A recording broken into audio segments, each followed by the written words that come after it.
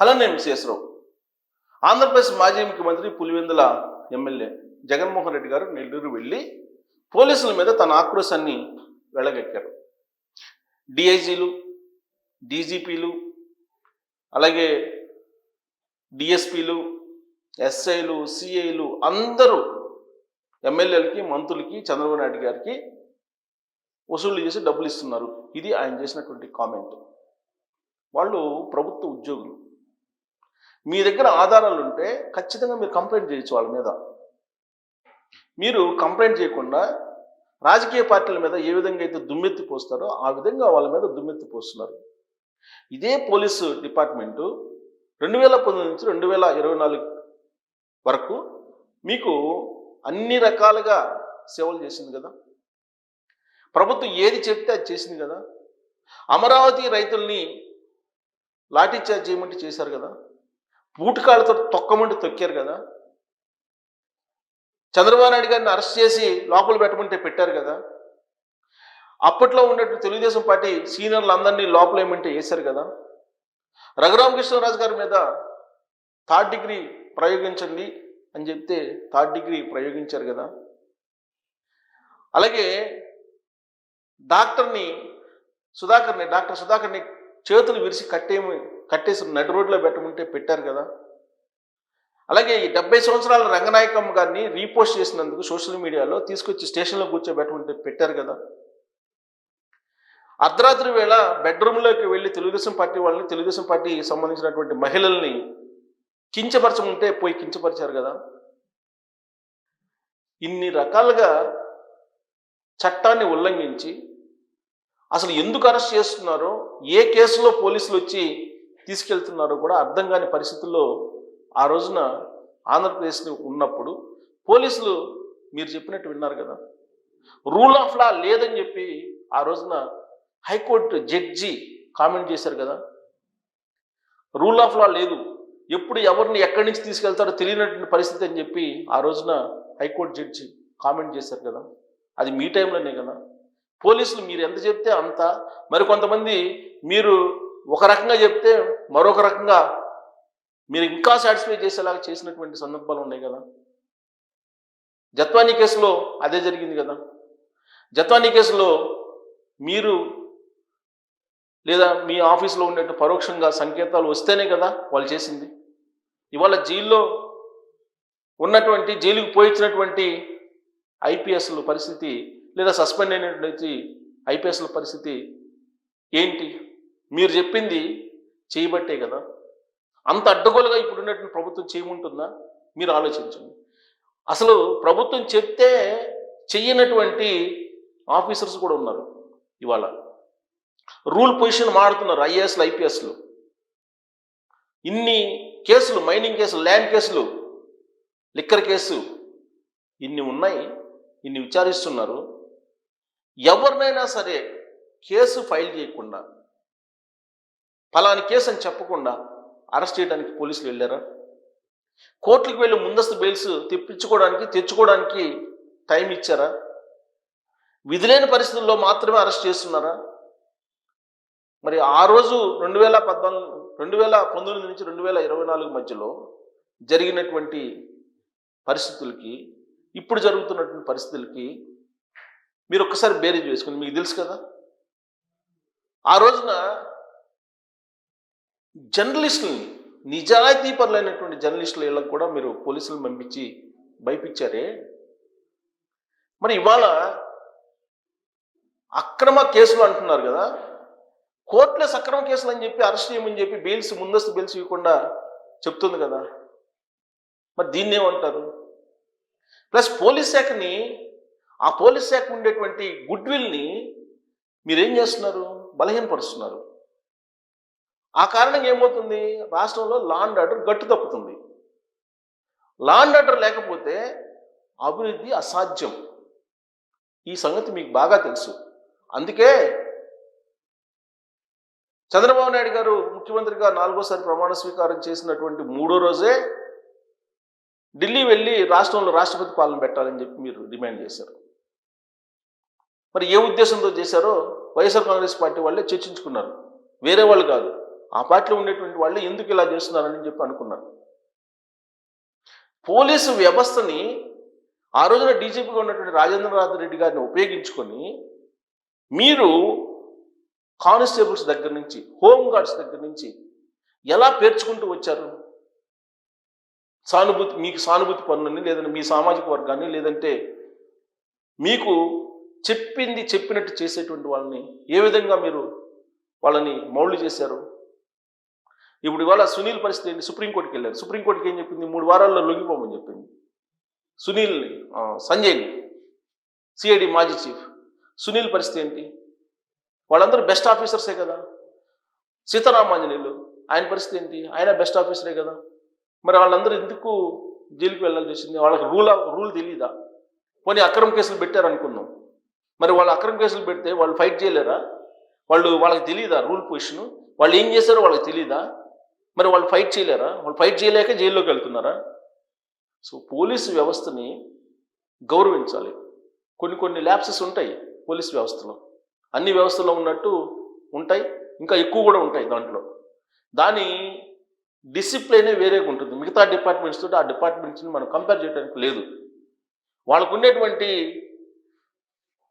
మాన్యువలే డిఫరెంట్గా ఉంటుంది. వాళ్ళ వీక్లీ ఆఫ్ ఉండవు, సండేలు ఉండవు, సెలవులు ఉండవు. చాలా దారుణమైనటువంటి పరిస్థితిలో ఉంటారు వాళ్ళు.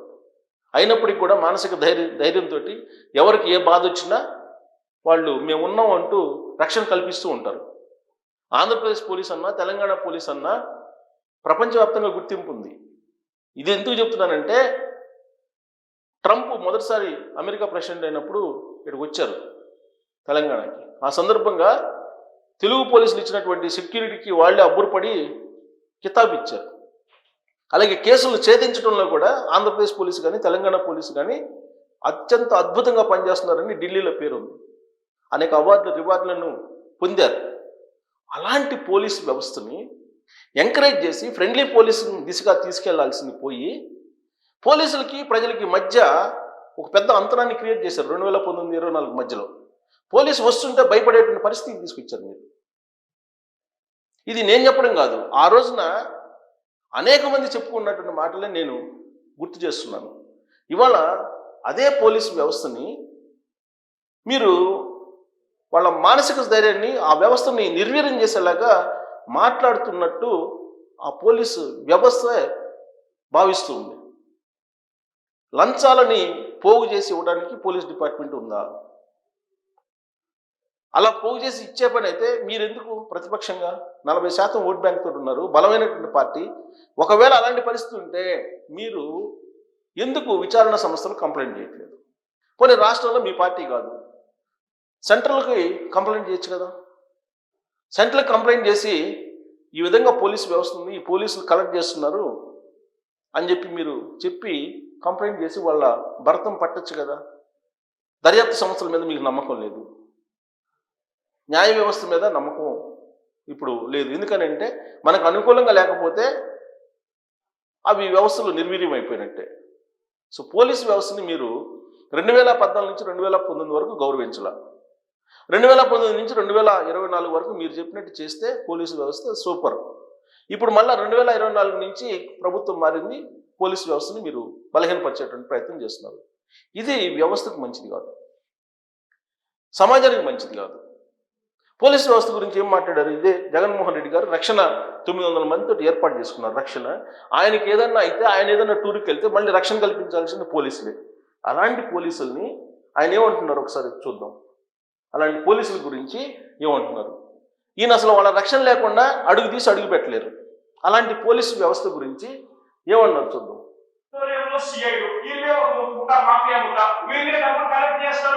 వీళ్ళే అలా అమ్మనిస్తారు, అలా అమ్మిందానికి వీళ్ళే డబ్బులు తీసుకుంటారు, వీళ్ళే ఎమ్మెల్యేలు డబ్బులు ఇస్తా ఉన్నారు. చూడండి, ఎమ్మెల్యేల కింద, చంద్రబాబు కింద, మధ్యలో పోలీసుల కింద అని ఏకంగా పోలీస్ మాఫియా నడుపుతా ఉన్నారు. డిఐజీ ఆధ్వర్యంలో చంద్రబాబు నాయుడు గారి రాష్ట్రంలో అక్కడ ఇసుక అన్నది యథేచ్ఛగా దోపిడీ జరుగుతా ఉన్న విషయం పెట్టి పట్టేస్తా ఉన్నారు. ఎక్కడ ఉచితంగా ఇసుక ఇస్తా ఉన్నారని అడుగుతా ఉన్నారు. కథ కల్పిస్తా ఉంది. నియోజకవర్గంలో ఏ పాయింట్స్ ఉన్నా సో డిఐజీ ఆధ్వర్యంలో ఒక మాఫియా, పోలీస్ మాఫియా. ఈ పోలీస్ మాఫియా చంద్రబాబు నాయుడు గారికి ముడుపులు ఇస్తుంది. ఇది ఆయన చెప్తుంది. మరి పోలీస్ సంఘాలు రెస్పాండ్ కావాలి కదా. ఈ మాటలు అని 24 గంటలు అవుతుంది. ఇప్పటి వరకు పోలీస్ సంఘాలు ఏవి కూడా ముందుకు రాలా. ఇది కించపరిచేటువంటి మాటలు కదా పోలీసులు. మాఫియాగా పోలీసులు ఏర్పడి మాఫియా వ్యవహారాలు చేస్తున్నారని చెప్పి ఆయన కామెంట్ చేస్తూ ఉంటే పోలీసు వ్యవస్థలో ఉండేటువంటి పోలీస్ సంఘాలు ముందుకొచ్చి మాట్లాడాలి కదా. ఇప్పటి వరకు మాట్లాడాల. ఇదే నెల్లూరు జిల్లాలో సిలికా క్వార్ట్స్ దోచేస్తా ఉన్నారు. ఏకంగా ఎవరు సిలికా మైన్స్, ఎవరు క్వార్ట్స్ మైన్స్ ఎవరుకున్నా కూడా వాళ్ళు ఇక్కడ లోకల్ గా ఉన్న విపిఆర్ ఆయన పెద్ద మనిషికి ఆయన ద్వారానే అమ్మాలి. ఇష్టం వచ్చినప్పుడు ఆయన ఫిక్స్ చేసిన ఇదే విపిఆర్ గారిని, ఆయన ద్వారానే అమ్మాలి. ఇదే వేమిరెడ్డి ప్రభాకర్ గారిని, అద్భుతమైనటువంటి వ్యక్తి, ఆయనకి ప్రజాసేవ తప్ప మరొకటి పట్టదు, ఆయన ఒక భగవత్ స్వరూపం అని చెప్పి ఈయన చెప్పారు. ఇప్పుడు వైఎస్ఆర్ కాంగ్రెస్ పార్టీలో ఉన్నప్పుడు. ఇప్పుడు వైఎస్ఆర్ కాంగ్రెస్ పార్టీలో లేరు. అందుకని ఇప్పుడు మళ్ళీ వేమిరెడ్డి ప్రభాకర్ రెడ్డి గారి గురించి మాట్లాడుతున్నారు. కోర్టు కేసేసినారు. సిలికా ఓనర్స్ అందరూ కోర్టు కేసేసినారు. ఇదేమన్నాయా? ఇది మైనింగ్ పర్మిట్ ఎందుకు మైనింగ్ పర్మిట్ ఒక మాఫియా ఫామ్ చేసి ఈ ఊట్లో వస్తేనే మైనింగ్ పర్మిట్ ఇస్తారని చెప్పడం. సో ఇది ఈ విధంగా ఆయన పోలీసుల్ని కించపరుస్తూ, పోలీసులే మాఫియాగా ఏర్పడి పోలీసులే వసూలు చేస్తున్నారు, పోలీసులే దందాలు చేస్తున్నారు, వాళ్ళే దాదాలుగా వ్యవహరిస్తున్నారు అని చెప్పి ఆయన మాట్లాడుతున్నారు. పోలీసు వ్యవస్థలో లోపాలు ఉండొచ్చు, కానీ పోలీసు వ్యవస్థని కాపాడుకోలేకపోతే అటు ప్రభుత్వానికి కానీ ఇటు ప్రతిపక్షాలకు కానీ లేదా ప్రజలకు కానీ రక్షణ ఉండదు. వాళ్ళని ఎంత భద్రంగా చూసుకుంటే అంత భద్రత సమాజానికి ఉంటుంది. వాళ్ళ మానసిక స్థైర్యాన్ని మీరు బలహీనపరిస్తే సమాజం ఏమైపోతుంది? ఈ మాత్రం మీరు ఆలోచించలేరా? సో జగన్మోహన్ రెడ్డి గారు పోలీసు వ్యవస్థని ఆయన అధికారంలో ఉంటేనే అద్భుతం, తర్వాత అద్భుతం కాదని చెప్తారు. వ్యవస్థ అదే కదా. వ్యవస్థలో కొన్ని లోపాలు ఉండొచ్చు, కానీ దాన్ని కించపరచడం అనేది ఉండదు. చూసారా, అది ఏమాత్రం మంచిది కాదు. ఎందుకనంటే కత్తి మీద సాము చేస్తుంటారు పోలీసులు, పోలీసు వ్యవస్థ. అర్ధరాత్రి అపరాత్రి అని లేకుండా, ఎవరు చనిపోయినా ఎవరు రక్షణ లేకుండా ఉన్నా వాళ్ళు వెళ్తారు అక్కడికి. వాళ్ళు వెళ్ళి వాళ్ళ విధులు నిర్వహిస్తారు. అంత అంకిత భావంతో ఆ డిపార్ట్మెంట్ ఉంటుంది. అలాంటి డిపార్ట్మెంట్ని కించపరిచేలా, బలహీనపరిచేలా, వాళ్ళ ధైర్యాన్ని కోల్పోయేలా మీరు చేస్తున్నారంటే యాక్చువల్గా అటు ప్రభుత్వం ఇటు ప్రతిపక్షం మధ్య పోలీసు వ్యవస్థ నలిగిపోతుంది. చేస్తే ఒక అపవాదం, చెయ్యకపోతే మరొక అపవాదం. ముందుకు పోతే గొయ్యి, వెనక్కి పోతే నొయ్యి. ఇది పరిస్థితి ఆంధ్రప్రదేశ్లో ఉండే పోలీసుల యొక్క తీరు. ఇలాంటి పరిస్థితుల్లో లా అండ్ ఆర్డర్ని కాపాడటం అనేది చిన్న విషయం కాదు. కాబట్టి ఇప్పటికైనా పోలీసు వ్యవస్థని గౌరవించడం అలవాటు చేసుకోవాలి. ఒకటి. రెండు, ఒకవేళ దాంట్లో ఏదైనా లోపాలు ఉంటే చట్ట ప్రకారం ఫైట్ చేయాలి దాని మీద. అలాగే ప్రజలను కూడా ఫైట్ చేయమని చెప్పాలి. ఒకవేళ మీ దగ్గర ఆధారాలు ఉంటే ఖచ్చితంగా పలాని డిఐజీ లేదంటే పలాని డిఎస్పీ లేదా పలాని ఎస్పీ ఈ విధంగా చేశారని చెప్పేసి ఆన్ డాక్యుమెంట్ మీరు ఆధారాలు ప్రొడ్యూస్ చేయాలి. దానికి సంబంధించినటువంటి వ్యవస్థ మీ చేతిలో ఉంది. ఒక మీడియా ఉంది, బలమైనటువంటి మీడియా మీ చేతిలో ఉంది, బలమైనటువంటి పార్టీ మీ చేతిలో ఉంది, బలమైనటువంటి క్యాడర్ ఉంది, బలమైనటువంటి లీడర్లు ఉన్నారు.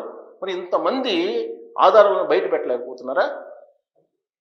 రాజకీయ నాయకుల మీద, రాజకీయ పార్టీల మీద ఆరోపణలు చేసినట్టు వ్యవస్థల మీద ఆరోపణలు చేస్తే, విమర్శలు చేస్తే, ఆ వ్యవస్థలు బలహీనపడితే సమాజం బలహీనపడి అభద్రతా భావంలోకి వెళ్తుంది. ఈ దిశగా మీరు ఆలోచించండి ఇకనైనా. సో కాబట్టి పోలీసు వ్యవస్థని, ఆ వ్యవస్థ కూడా ఫ్రెండ్లీ వ్యవస్థగా మారాలి సమాజానికి. సమాజం కూడా వాళ్ళకి ఫ్రెండ్లీగా ఉండాలి. అప్పుడే భద్రత లేకపోతే మనం ఎవ్వరూ ఉండం. సో కాబట్టి జగన్మోహన్ రెడ్డి గారు పోలీసు వ్యవస్థ మీద చేస్తున్న కామెంట్లు ఎలా ఉన్నాయి అనేది మీరు ట్రోల్ చేయొచ్చు. Thank you.